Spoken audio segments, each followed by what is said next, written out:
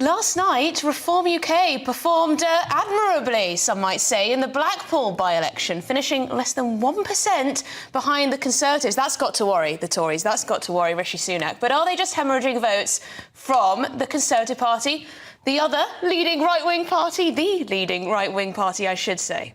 Joining us now is the leader of Reform UK, Richard Tice, who, I mean, goodness me, Richard, have you been to sleep? No, to be honest, I haven't, but it's all right. Coffee and chocolate, and we're absolutely fine. You referred earlier in your introduction to excitement, and last night for us was a very exciting evening. It was neck and neck for about 2 hours. We thought we'd just pipped it and then not quite sure. But look, the reality is we've succeeded with our best ever by-election result by some margin, significantly ahead of our national polling average. Many people in the media have now got egg on their face. They said we couldn't do it. You know, we were a virtual party. Well, we've just proven them completely and utterly wrong. And look, the Tories vote collapsed from about 50% to 17%. I mean, that is a huge collapse. And we're the party that's on the up. They're the party that's on the way down. Let's be real, though, Richard. All you're doing is making a Labour government more likely, far more likely, indeed. You're unlikely to get many MPs, if any at all, at a general election. So what exactly is the game plan here? Just destroying the Conservative Party's chances and putting a Labour government in? Let's be very clear. They don't have a sort of arrogant entitlement to govern. You actually have to perform. We trusted them back in 2019 when we stood down. They betrayed the promises. They betrayed us on Brexit. They betrayed us on immigration. So they have to be punished. And look, there's no difference But hang on, you don't have enough support, though, to do it properly, do you? You do have enough support to fill the House of Commons with your elected representatives. So what's the point? The point is the two main parties are two forms of socialism: high taxes, high government spending, ever worse public sector outcomes, no growth, mass immigration. It's a disaster for the country. Democracy is better, Emily, when voters have got more people to consider, more debate to look at, more discussion, and that's what we represent. And frankly... Richard Tice, I think we'd all accept that the country is going to see either Rishi Sunak or Keir Starmer as Prime Minister. I'm actually interested in your personal view. Who would you rather have in number 10? I think they're both a disaster for the country, frankly, because they're both forms of socialism. And unless we change course, we are heading towards disaster. Go on, Richard, pick one, if you had to. If you had to pick one. With the greatest of respect, I'm not going to pick one. I think they're both disastrous. Look what Sunak's done to the country.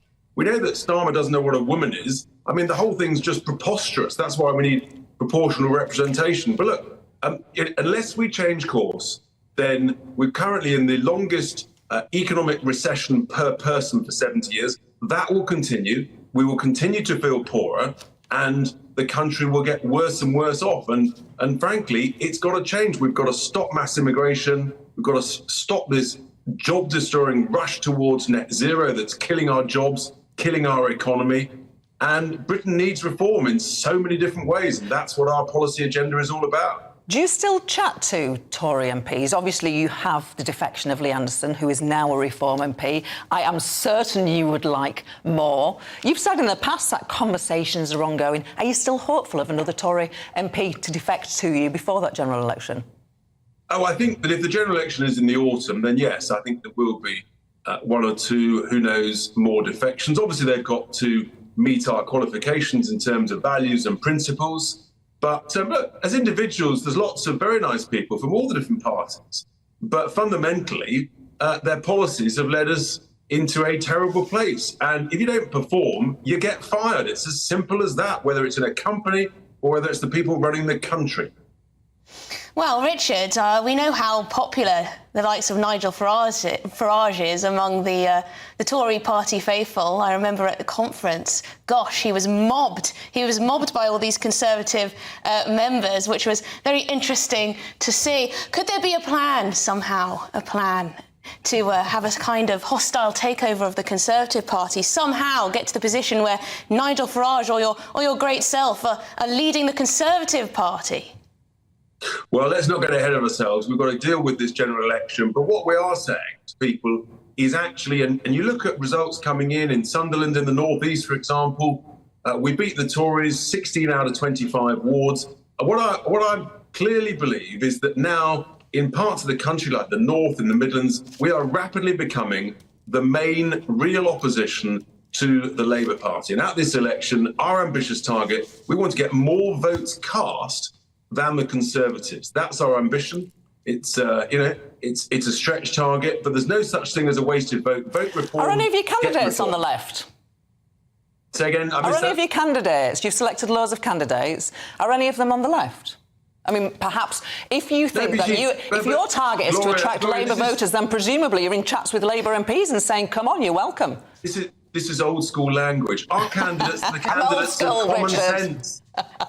Our candidates are the candidates of common sense to Hang on, save Britain. you have to have people. a bit of an ideological backing. I mean, where do you go with something like nationalisation of the railways? Well, where do you go with tax rates? Where do you go with all exactly sorts of things? You need some kind of underpinning.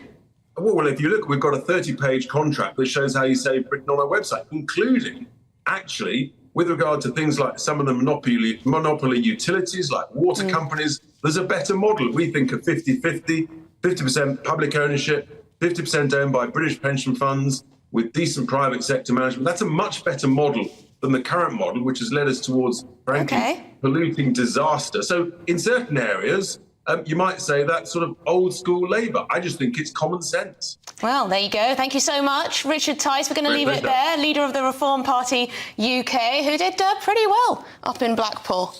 Well, I mean, the Labour Party got nearly 60% of the vote. I'm just going to bring in a reality check there. No, nearly the second party. Nearly the second party. I think it was like 10,000 to 3,000? I mean, you know, they got 3,000 each. I mean, I do take Richard Tice's point, absolutely, that it is good for voters to have a choice.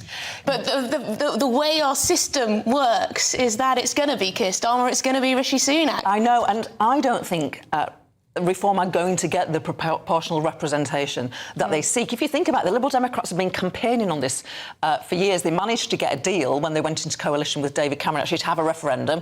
It was kicked out then. I just don't think it's going to happen. I'd be really interested in what people think at home, actually. Do you think the two-party system is broken? Because the way our electoral system works, you're going to get Labour or a Tory government or a coalition with one of those at the helm. Is that fair? Is that right? I quite like first past the post. I'm old-fashioned on that. Richard Tice would tell me I was old-fashioned. I think so. Maybe I'm a bit old-fashioned too, but let us know what you think. Do you think we need to shake up our electoral system?